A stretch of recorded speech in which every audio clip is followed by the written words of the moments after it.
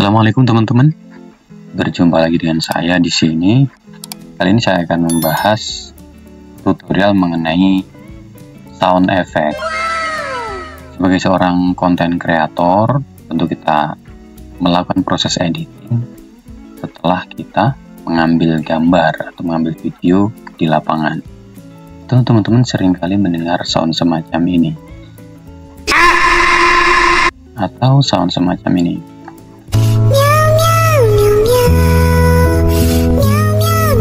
Ya, sound-sound tersebut tentunya sangat menunjang dalam proses editing.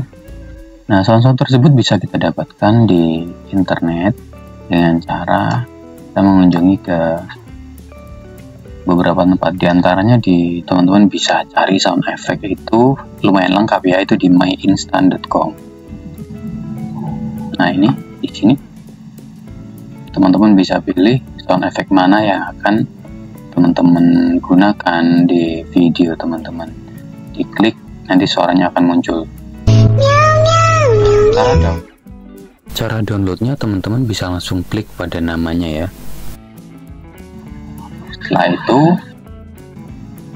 klik tombol download di sini. Oke, sudah selesai kita dapatkan. Nah, teman-teman bisa lanjut ke proses editing menggunakan sound effect pilihan teman-teman semua. Demikian dari saya, semoga bermanfaat.